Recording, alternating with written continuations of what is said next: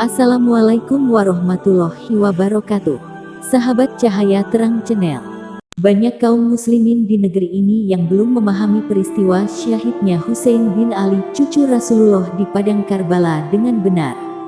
Sebagian kaum muslimin menjadikan tulisan orang-orang Syiah tentang peristiwa Karbala ini sebagai rujukan. Maka penting sekali untuk kita kaji peristiwa Karbala ini dalam perspektif Ahlus Sunnah wal Jamaah agar kita mengetahui yang sebenarnya dengan menjadikan kitab-kitab para ulama Ahlus Sunnah wal Jamaah sebagai rujukan.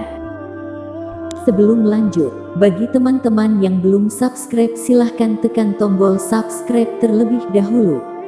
Aktifkan lonceng notifikasinya dan bagikan video ini ke teman-teman kalian agar makin banyak orang yang mendapatkan manfaat dari channel ini.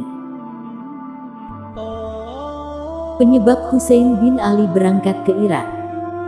Pada tahun 60 ketika Muawiyah bin Abu Sufyan wafat, penduduk Irak mendengar kabar bahwa Husain bin Ali belum berbayat kepada Yazid bin Muawiyah. Maka orang-orang Irak mengirimkan utusan kepada Husain yang membawakan bayat mereka secara tertulis kepadanya.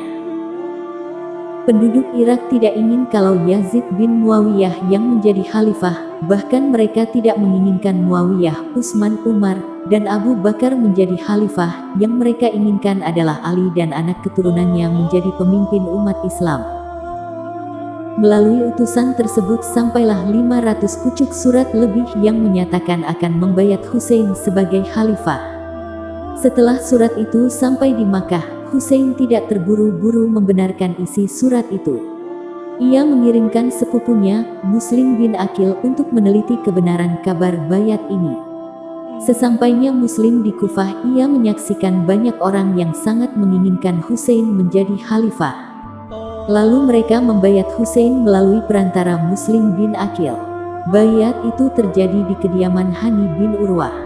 Kabar ini akhirnya sampai ke telinga Yazid bin Muawiyah di ibu kota kekhilafahan Bani Umayyah di Syam. Lalu ia mengutus Ubaidullah bin Ziyad menuju Kufah untuk mencegah Husain masuk ke Irak dan meredam pemberontakan penduduk Kufah terhadap otoritas kekhilafahan. Saat Ubaidullah bin Ziyad tiba di Kufah, masalah ini sudah sangat memanas.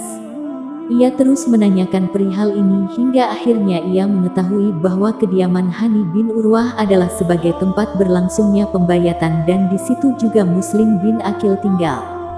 Ubaidullah menemui Hani bin Urwah dan menanyakannya tentang gejolak di Kufah.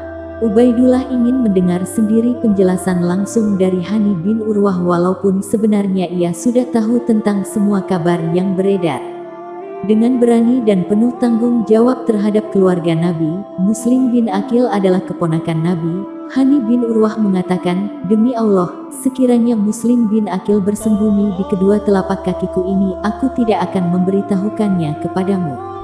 Ubaidullah lantas memukulnya dan memerintahkan agar ia ditahan. Mendengar kabar bahwa Ubaidullah memenjarakan Hani bin Urwah, Muslim bin Aqil bersama 4.000 orang yang membayatnya mengepung istana Ubaidullah bin Ziyad. Pengepungan itu terjadi di siang hari. Ubaidullah bin Ziyad merespon ancaman Muslim dengan mengatakan akan mendatangkan sejumlah pasukan dari Syam. Ternyata gertakan Ubaidullah membuat takut pembela Husain ini. Mereka pun berkhianat dan berlari meninggalkan Muslim bin Aqil hingga tersisa 30 orang saja yang bersama Muslim bin Aqil, hingga ketika matahari hampir terbenam, yang tersisa hanya tinggal Muslim bin Aqil seorang diri. Muslim pun akhirnya ditangkap dan Ubaidullah memerintahkan agar ia dibunuh. Sebelum dieksekusi, Muslim meminta izin untuk mengirim surat kepada Husain. Keinginan terakhirnya dikabulkan oleh Ubaidullah bin Ziyad. Isi surat Muslim kepada Husain adalah, "Pergilah, pulanglah kepada keluargamu. Jangan engkau tertipu oleh penduduk Kufah. Sesungguhnya penduduk Kufah telah berkhianat kepadamu dan juga kepadaku." Para pendusta itu tidak memiliki prinsip, pandangan dan komitmen dalam perjuangan ini. Muslim bin Aqil pun dibunuh pada hari Arafah, tanggal 9 Zulhijjah tahun 60 Husain berangkat dari Makkah menuju Kufah di hari Tarwiyah. Banyak para sahabat Nabi menasihatinya agar tidak pergi ke Kufah.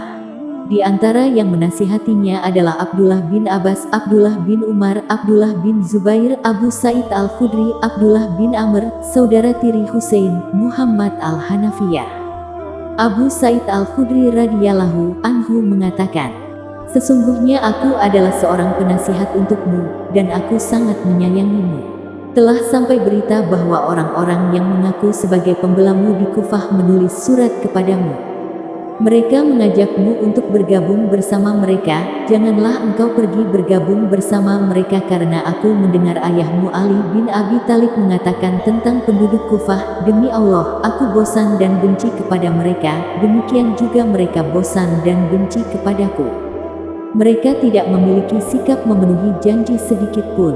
Niat dan kesungguhan mereka tidak ada dalam suatu permasalahan, mereka sangat mudah sekali berubah. Mereka juga bukan orang-orang yang sabar ketika menghadapi pedang, mereka semua adalah penakut." Abdullah bin Umar radhiyallahu anhu mengatakan, "Aku hendak menyampaikan kepadamu beberapa kalimat. Sesungguhnya Jibril datang kepada Nabi Sallallahu Alaihi Wasallam kemudian memberikan dua pilihan kepada beliau antara dunia dan akhirat, maka beliau memilih akhirat dan tidak menginginkan dunia.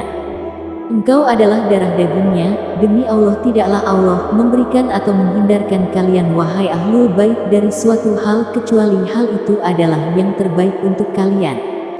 Husain tetap enggan membatalkan keberangkatannya. Abdullah bin Umar pun menangis, lalu mengatakan, "Aku titipkan engkau kepada Allah dari pembunuhan." Setelah meneruskan keberangkatannya, datanglah kabar kepada Husain tentang tewasnya Muslim bin Aqil. Husain pun sadar bahwa keputusannya ke Irak keliru, dan ia hendak pulang menuju Makkah atau Madinah. Namun anak-anak Muslim mengatakan, "Janganlah engkau pulang, sampai kita menuntut hukum atas terbunuhnya ayah kami." Karena menghormati Muslim dan berempati terhadap anak-anaknya, Husain akhirnya tetap berangkat menuju Kufah dengan tujuan menuntut hukuman bagi pembunuh Muslim. Bersamaan dengan itu Ubaidullah bin Ziyad telah mengutus Al-Huru bin Yazid at-Tamimi dengan membawa 1000 pasukan untuk menghadang Husain agar tidak memasuki Kufah. Bertemulah Al-Huru dengan Husain di Qadisiyah, ia mencoba menghalangi Husain agar tidak masuk ke Kufah. Husain mengatakan, "Celakalah ibumu, menjauhlah dariku." Al-Huru menjawab, "Demi Allah, kalau saja yang mengatakan itu adalah orang selainmu akan aku balas dengan menghinanya dan menghina ibunya, tapi apa yang akan aku katakan kepadamu? Ibumu adalah wanita yang paling mulia, radhiyallahu anha." Detik-detik syahidnya Husain di Karbala. Saat Husain menginjakkan kakinya di daerah Karbala, tibalah 4000 pasukan lainnya yang dikirim oleh Ubaidullah bin Ziyad dengan pimpinan pasukan Umar bin Sa'ad. Husain mengatakan, "Apa nama tempat ini?" Orang-orang menjawab, "Ini adalah daerah Karbala." Kemudian Husain menanggapi, "Karbun, musibah, dan bala, bencana." Melihat pasukan dalam jumlah yang sangat besar, Husain radhiyallahu anhu menyadari tidak ada peluang baginya. Lalu ia mengatakan, "Aku ada dua alternatif pilihan, satu kalian mengawal, menjamin keamananku pulang, atau dua kalian biarkan aku pergi menghadap Yazid di Syam. Engkau pergi menghadap Yazid, tapi sebelumnya aku akan menghadap Ubaidullah bin Ziyad terlebih dahulu," kata Umar bin Sa'ad. Ternyata Ubaidullah menolak jika Husain pergi menghadap Yazid, ia menginginkan agar Husain ditawan menghadapnya. Mendengar hal itu Husain menolak untuk menjadi tawanan. Terjadilah peperangan yang sangat tidak imbang antara 73 orang di pihak Husain berhadapan dengan 5000 pasukan Irak.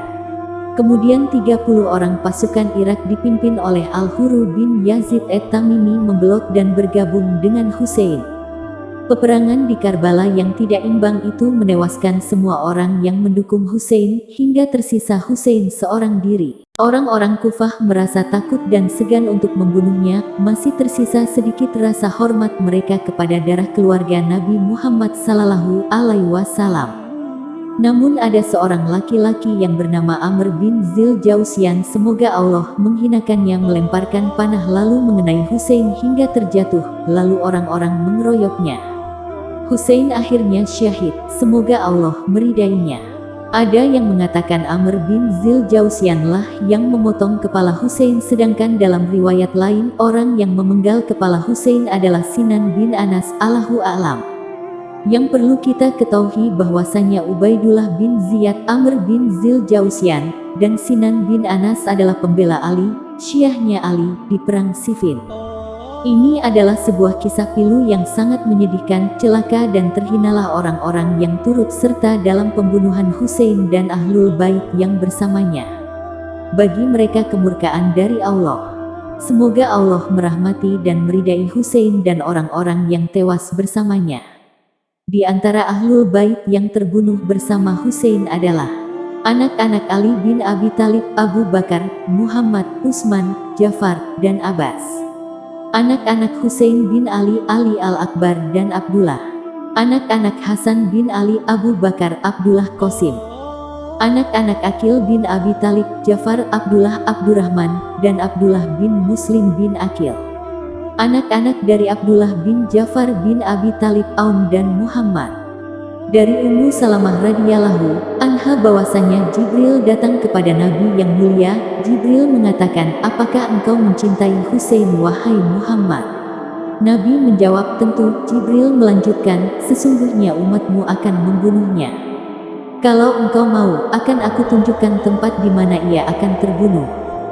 Kemudian Nabi diperlihatkan tempat tersebut, sebuah tempat yang dinamakan Karbala.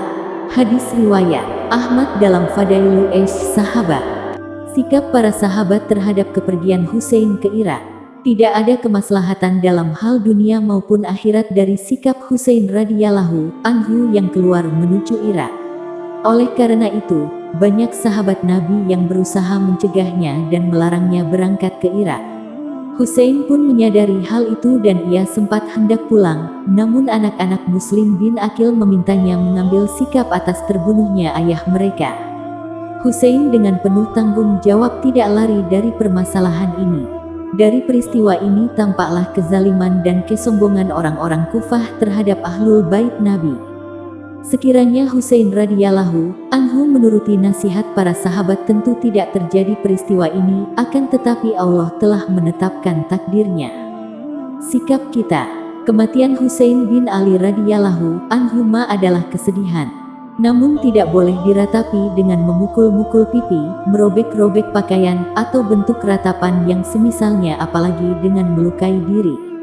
Nabi Shallallahu Alaihi Wasallam bersabda, "Bukanlah bagian dari umatku orang yang nampar pipi ketika ditimpa kematian, merobek-robek baju dan meratapi mayat sebagaimana ratapannya orang-orang jahiliyah."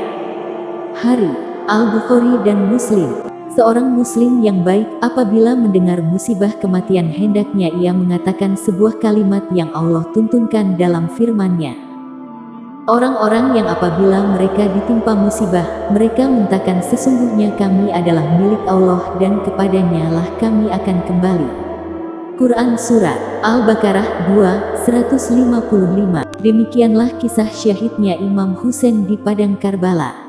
Jika ada kesalahan dalam penyampaian ini admin mohon maaf, semoga bermanfaat. Wassalamualaikum warahmatullahi wabarakatuh.